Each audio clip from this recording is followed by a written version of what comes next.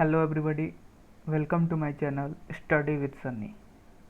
आज हम लोग अपने नेक्स्ट टॉपिक के बारे में बात करेंगे, जो कि है what did liberal nationalism stand for. ठीक ना, लिबरल नेशनलिज्म का क्या मतलब होता है, ठीक ना, और इसने किस तरीके का रोल प्ले किया, किस तरीके की भूमिका निभाई राष्ट्रवाद को लाने में यूरोप में। ठीक ना, तो लिबरल नेशनलिज्म क्या है ये जानेंगे, ठीक ना, और इसने क्या इम्पोर्टेंट रोल निभाया, ठीक ना, नेशनलिज्म लाने में यानी राष्ट्रवाद लाने में यूरोप में। ठीक ना, क्योंकि आप ये सारी चीज़ें एक ब्रॉड हेडिंग के अंदर अंतर्गत पढ़ रहे हैं, जो कि था the making of nationalism in Europe. ठीक ना, उसमें हम लोग कल एक टॉपिक पढ़े थे एरिस्टोक्रेट्स और मिडिल क्लास। एरिस्टोक्रेसी और मिडिल क्लास के बारे में पढ़े थे कि जैसे जैसे मिडिल क्लास ग्रो होते चले गए, उन्होंने क्या किया, लिबरल आइडिया को फॉलो किया। ठीक ना, लिबरल आइडिया मैंने बताया था, और उन्होंने जो प्रिविलेज उठा रहे थे एरिस्टोक्रेसी क्लास के जो लोग प्रिविलेज उठा रहे थे,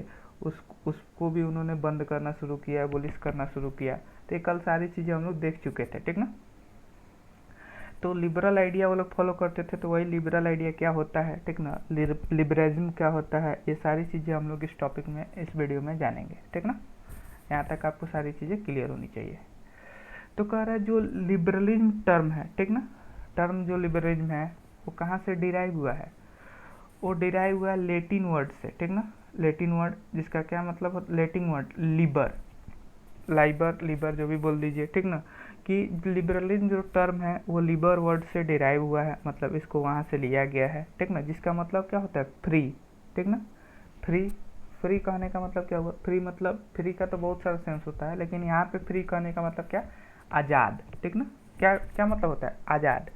यानी लिबरलिज्म का मतलब क्या हो गया कि स्वतंत्र विचार के जो लोग होते हैं ना, स्वतंत्र विचार के जो लोग होते हैं, स्वार्थहीन विचार के जो लोग होते हैं, ठीक ना, उन्हीं इज्म लग गया तो बताए, इज्म जैसे कल ही मैंने पहले ही बताया, इज्म मतलब थिंकिंग से रिलेटेड है, तो मतलब जो स्वार्थहीन हो, ठीक ना, स्वार्थहीन तरीके से सोचते हो, ठीक ना, उनको क्या बोलेंगे, उनकी सोच को लिबरलिज्म बोलेंगे। ठीक ना, और ये कहाँ से आया है, लेटिन वर्ड से लिया गया, लिबर से। ठीक ना, जिसका मतलब क्या होता है, फ्री, आज़ाद। ठीक ना, अब हम लोग समझते हैं। ठीक ना, आपके जो बुक है उसमें लिबरलिज्म को दो स्फीयर में बताया है। ठीक ना, पॉलिटिकल स्फीयर में बताया है कि पॉलिटिकल स्फीयर में लिबरलिज्म का क्या मतलब होता है, मतलब राजनीतिक स्तर पर देखा जाए, राजनीतिक क्षेत्र में लिबरलिज्म का क्या मतलब होता है, और एक बताया है इकोनॉमिक के क्षेत्र में, यानी आर्थिक क्षेत्र में लिबरलिज्म क्या होता है। ठीक ना, आर्थिक क्षेत्र में लिबरलिज्म को हम कैसे समझेंगे, ठीक ना, ये चीज़ समझेंगे। तो लिबरलिज्म आपको समझ में आ गया ना बाबू।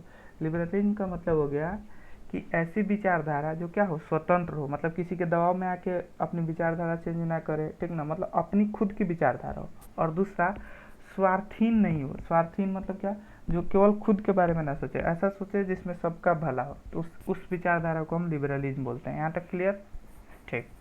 अब हम लोग नेक्स्ट बात करेंगे कि जो मिडिल क्लास ग्रो हो रहा था, ठीक ना, जैसे हम लोग पढ़े थे कि मिडिल क्लास ग्रो हो रहा था, जैसे जैसे इंडस्ट्रियलाइजेशन ग्रो हुआ, मिडिल क्लास ग्रो होना शुरू होता है। तो जब मिडिल क्लास ग्रो हो रहा होता है, तो उनके लिए जो लिबरलिज्म का क्या मतलब था, उनके लिए लिबरलिज्म का मतलब था कि लोगों की आज़ादी होनी चाहिए। क्या होनी चाहिए बाबू, लोगों को आज़ादी होनी चाहिए, कुछ भी करने की, बोलने की, ठीक ना, अपना गुस्सा व्यक्त करने की, अपनी इच्छा व्यक्त करने की, इन सारी चीज़ों की आज़ादी होनी चाहिए। ठीक ना, और इक्वलिटी होनी चाहिए। ठीक ना, सारे लोग इक्वल होने चाहिए लॉ के सामने, यानी कानून के नज़र में सब लोग बराबर हो। ठीक ना, किसी के साथ कोई डिस्क्रिमिनेशन ना हो। अगर कोई जुर्म करता है, किसी तरह का कोई भी क्राइम करता है, तो जो लॉ हो उसी के अनुसार सारे लोगों को सज़ा मिलनी चाहिए। ठीक ना, ऐसा नहीं कि गरीब को एकदम कठोर से कठोर दंड मिल जाए और जो एरिस्टोक्रेट लोग हैं या नोबलिटी जो लोग हैं, क्लर्जी लोग हैं, उनको ये सज़ा ना मिले। ऐसा नहीं होना चाहिए। तो मिडिल क्लास के लिए आप लोग समझिए लिबरलिज्म का मतलब क्या होता है। ठीक ना, पॉलिटिकली अब हम लोग समझेंगे पॉलिटिकली लिबरलिज्म क्या होता है। ठीक ना, तो पॉलिटिकली लिबरलिज्म यही होता है कि ये जोर देता है, it emphasise the concept of government by consent. ठीक ना, आपसे डायरेक्ट क्वेश्चन पूछा जाएगा कि व्हाट इज पॉलिटिकली लिबरलिज्म। ठीक ना, तो आपको पूरे स्टेप्स में बताने होंगे। ठीक ना, तो हम एक एक करके आपको स्टेप्स बताते चलते हैं, आपको ध्यान से सुनना है कि राजनीतिक तौर पे क्या होगा कि अगर आपकी लिबरलिज्म की बात की जा रही है तो ऐसी सरकार होनी चाहिए, ठीक ना, जो किसकी इच्छा से चले, लोगों की इच्छा से चले, ठीक ना, लोगों की इच्छा से चले, लोगों की सर्वसहमति से जो सरकार चले, ठीक ना। तो राजनीतिक तौर पे लिबरलिज्म का यही मतलब है कि लोगों की इच्छा अनुसार जो है गवर्नमेंट काम करे, ठीक ना, सर्वसहमति से काम करे। मतलब कोई भी डिसीजन लेना है तो ऐसा नहीं कि गवर्नमेंट क्या की गई अपने मन से जो मन किया वो नियम निकाल दी, इस तरह की चीज़ें नहीं होनी चाहिए। उनको लोगों को सोच समझ कर, लोगों को ध्यान में रखते हुए क्या होनी चाहिए, अपनी जो भी है नियम्स बनाने चाहिए, कानून बनाने चाहिए, ठीक ना। यहाँ तक हो गया। पॉलिटिकली में एक पॉइंट अभी समझे। सेकंड समझिएगा, कह रहा है कि फ्रेंच रेवोल्यूशन से, ठीक ना, मतलब जब से फ्रेंच रेवोल्यूशन यहाँ स्टार्ट हुआ, फ्रांस में जो क्रांति हुई थी तब से, ठीक ना, लिबरलिज्म का क्या मतलब होता है कि end of autocracy and clerical privilege. अब ये समझिएगा एंड ऑफ ऑटोक्रेसी और क्लरिकल प्रिविलेज क्या होता है। ऑटोक्रेसी मतलब जैसे राजा के पास क्या होता था, पहले पावर होता था जिस पे किसी का कोई कंट्रोल नहीं था, ठीक ना। राजा जिस तरीके से अपने पावर का यूज करता था उस तरीके से, मतलब जो मन चाहे वो करता था, उसमें किसी का कोई दबाव नहीं होता था, कोई रोक टोक नहीं होता था, उसके पावर को कोई चेक नहीं करता था, ठीक ना, ये सारी चीज़ें। तो इन लोगों का कहना क्या, मतलब फ्रेंच रेवोल्यूशन से ही जो लिबरलिज्म फॉलो करने वाले जो लोग हैं, यानी लिबरलिज्म जो विचारधारा है उसको जो फॉलो करने वाले लोग हैं, उनका कहना ये था कि ऑटोक्रेसी खत्म होनी चाहिए, यानी राजा की जो निरंकुशता है, ठीक ना, जो बिना उनके पावर पे जो कोई कंट्रोल नहीं है वो खत्म होना चाहिए, ठीक ना। पावर पे कंट्रोल रहना जरूरी है, या उसको ख़त्म ही कर दे राजा के पावर को। और सेकंड, क्लरिकल प्रिविलेज खत्म होनी चाहिए। अब क्लरिकल प्रिविलेज क्या होता है, ठीक ना, तो समझिएगा। जैसे क्लरिकल प्रिविलेज आपको अगर फर्स्ट चैप्टर याद हो क्लास 9 का, तो क्लरिकल प्रिविलेज मतलब होता है कि ऐसा प्रिविलेज जो क्या होता था, जो एरिस्टोक्रेसी क्लास के लोग और जो नोबल लोग हो गए, ठीक ना, क्लर्जी लोग हो गए, ये लोग जो प्रिविलेज उठाते थे, यानी जो बेनिफिट उठाते थे, ठीक ना। जैसे हम पढ़े थे ना फ्रांस में first state, second state, third state. तो फर्स्ट स्टेट में क्लर्जी आते थे, सेकंड स्टेट में नोबिलिटी आते थे। तो ये लोग जो प्रिविलेज यानी जो बेनिफिट उठाते थे वो ख़त्म हो जाना चाहिए, ठीक ना, ये उनका भावना था, ठीक ना। तो सेकंड पॉइंट आप ये डाल सकते हैं, पॉलिटिकली लिबरलिज्म का क्या मतलब होता है, ठीक ना। ये चीज़ें हो गई। थर्ड क्या होना चाहिए कि एक कॉन्स्टिट्यूशन होना चाहिए। क्या होना चाहिए बाबू, कि लिबरलिज्म जो विचारधारा है वो क्या कहता है कि एक कॉन्स्टिट्यूशन होना चाहिए and representative government through parliament. कह रहा है कि एक संविधान होनी चाहिए, ठीक ना, और जो गवर्नमेंट हो, ठीक है ना, जो सरकार हो रिप्रेजेंटेटिव हो, मतलब लोगों द्वारा चुन के भेजे जाने वाले व्यक्ति ही वहाँ पे क्या करे, उनकी चीज़ों को रखे। पार्लियामेंट्री फॉर्म ऑफ गवर्नमेंट हो, मतलब लोग अपने जो हैं, ठीक ना, अपने जो रिप्रेजेंटेटिव है उनको चुने, ठीक ना, और वो क्या करे, पार्लियामेंट में जाए और लोगों की जो थॉट्स हैं, ठीक ना, जो ज़रूरतें हैं उनको पार्लियामेंट में बताए, ठीक ना। इस तरह की चीज़ें होनी चाहिए।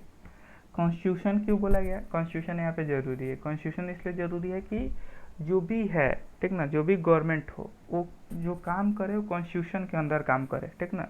मतलब एक क्या हो, एक लिमिट हो कि हाँ हमको लॉ बनाने हैं तो इसी के अनुसार लॉ बनाना है, अपने मन से अपनी मर्जी से कुछ भी नहीं करना है, ठीक है। यहाँ तक क्लियर। लिबरल्स जो थे, लिबरल जो विचारधारा के लोग थे, उन्होंने क्या किया, इनवायलेबिलिटी ऑफ प्राइवेट प्रॉपर्टी, मतलब उन्होंने इस चीज़ पर भी जोर दिया कि प्राइवेट प्रॉपर्टी जो होनी चाहिए ना, जो प्राइवेट प्रॉपर्टी है, ठीक ना, उसको क्या होना है, उसको हार्म नहीं करना है, मतलब उसको प्रोटेक्शन पर ज़्यादा जोर दिया। क्यों, क्योंकि जब ऑटोक्रेसी थी, यानी जब राजा का पावर था, राजा का शासन था, तो क्या होते थे, राजा को जो भी चीज़ें पसंद आती थी वो क्या करते थे, उसको ध्वस्त करा देते थे। मानो कोई चीज़ बुरी लगी, मानो किसी खास व्यक्ति का है, ठीक ना, जैसे एक व्यक्ति का कोई बिल्डिंग है तो राजा को अच्छा नहीं लगा तो क्या करेंगे, उसको ले जाकर कहेंगे अपने सैनिक को ऑर्डर देंगे तोड़ दो, तो तोड़ देगा, ठीक ना। अब मानो कोई बी नाम की बिल्डिंग है ए का, तो वो अच्छा लग गया, वो कहेंगे कि ले जाओ उसको कब्जा कर लो, तो कब्जा कर लेगा। तो ये सारी चीज़ें नहीं होनी चाहिए थी। मतलब इनका कहना था, लिबरल्स जो थे, इनका कहना था कि प्राइवेट प्रॉपर्टी पर क्या होना चाहिए, प्राइवेट प्रॉपर्टी की मतलब उस पर कोई जबरन कब्जा ना कर ले, उसको कोई हार्म ना करे, ठीक ना, उस पर जो व्यक्ति है उसका पूरा अधिकार है, ठीक ना, ये कहना था। तो ये था आपका क्या, पॉलिटिकल लिबरलिज्म। जिसमें चीज़ें और भी बात की गई, आपके बुक में बताया गया। कह रहा है कि केवल समानता ला देना, ठीक ना, इक्वलिटी बिफोर द लॉ, यानी कानून के सामने सब लोग बराबर हैं, ये ला देना, इसका मतलब ये नहीं होता है कि सबको वोट देने का अधिकार हो। सफरेज मतलब क्या होता है? राइट टू वोट, ठीक ना।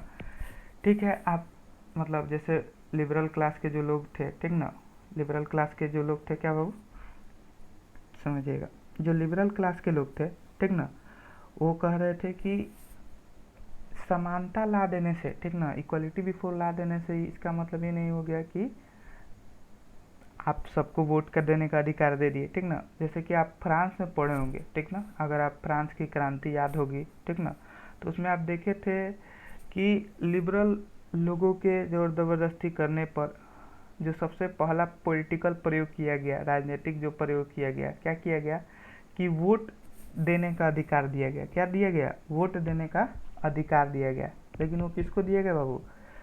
वो उसी व्यक्ति को दिया गया, ठीक ना, जो क्या थे, जिनके पास प्रॉपर्टी थी। जिनके पास क्या थी बाबू? प्रॉपर्टी थी, ठीक ना। और मतलब वोट देने का अधिकार तो उन्हीं को दिया गया, एज वेल एज कि वो लीडर बन सके। जैसे मतलब वोट देना है तो किसको वोट देना है? तो कोई लीडर होना चाहिए ना। तो जो लीडर होते थे वो भी प्रॉपर्टी वाले ही व्यक्ति होते थे, ठीक ना। बिना प्रॉपर्टी वाले लोगों को क्या ये सारी अधिकार नहीं मिली, ठीक ना। तो वही कहना है कि मतलब लिबरलिज्म जो थिंकर्स थे उनका मानना था कि इक्वलिटी बिफोर द लॉ तो होनी चाहिए, यूनिवर्सल सफरेज भी होनी चाहिए, ठीक ना। आपको याद होगा तो जैकोबिन के समय पे, ठीक ना, जैकोबिन के समय पे, ठीक ना, बहुत ही कम समय के लिए क्या मिला? यूनिवर्सल सफरेज मिला। किसको? एडल्ट मेल को। केवल एडल्ट जो मेल थे, ठीक ना, माने जो आदमी थे, ठीक ना, उनको वोट देने का अधिकार सबको मिला, लेकिन वो बहुत कम समय के लिए था, ठीक ना। फिर नेपोलियन आया, ठीक ना, उसमें भी वोमेन को नहीं मिला था, याद रखिएगा, वोमेन को हटा के रखा गया था, ठीक ना, जो प्रॉपर्टी में, लेकिन मैन को वहाँ पे दिया गया था अधिकार। उसमें प्रॉपर्टी, बिना प्रॉपर्टी वाले सबको मिला था, ठीक ना। वो कब हुआ था? केवल जैकोबिन के समय पे। फिर नेपोलियन आया, नेपोलियन ने क्या किया? जो भी वुमेन का जो पावर है, ठीक ना, या वुमेन की जो सफरेज है, मतलब वोट देने का अधिकार, या जो उनका स्टेटस है, जो उनका पद है, ठीक ना, पूरे समाज में, उसको फिर कम कर दिया, ठीक ना। वुमेन की महत्व जो था उसका, मतलब जो पद था, स्टेटस था, वो कम हो गया, ठीक ना। फिर वो उनको क्या देखे जाने लगा? एक आश्रित, मतलब आश्रित तरीके से थे, किस पे? अपने फादर और हस्बैंड पे अब आश्रित हो गए। फिर जब क्या हुआ? जैकोबिन से कौन आया? नेपोलियन आया, ठीक ना, उस समय पे। कह रहा है कि 19th और अर्ली 20th सेंचुरी तक वुमेन और जो नॉन प्रॉपर्टी मैन थे, ठीक ना, उन्होंने बहुत सारे आंदोलन किए, ठीक ना, किस चीज़ के लिए? कि हमको क्या मिले? इक्वल पॉलिटिकल राइट मिले, मतलब समान राजनीतिक अधिकार हम लोग को भी क्या होनी चाहिए? मिलनी चाहिए, ठीक ना। ये उनकी डिमांड थी। लिबरल जो थिंकर्स थे, ये उनकी डिमांड थी और ये उनकी सोच भी थी, ठीक ना। तो ये था आपका पूरा लिबरलिज्म, ठीक ना। किस स्फीयर में हम लोग देखे बाबू? अभी पॉलिटिकल स्फीयर में पढ़े कि लिबरलिज्म का क्या मतलब होता है, ठीक ना। अब हम लोग नेक्स्ट क्लास में देखेंगे इकोनॉमिक स्फीयर में, ठीक ना। इकोनॉमिक स्फीयर में लिबरलिज्म का क्या मतलब होता है, वहाँ पे हम लोग समझेंगे कि ये क्या कहना चाहता है, इसमें क्या है कंसेप्ट, ठीक ना। इस चीज़ को हम लोग नेक्स्ट क्लास में समझेंगे। तब तक के लिए ओके, थैंक यू।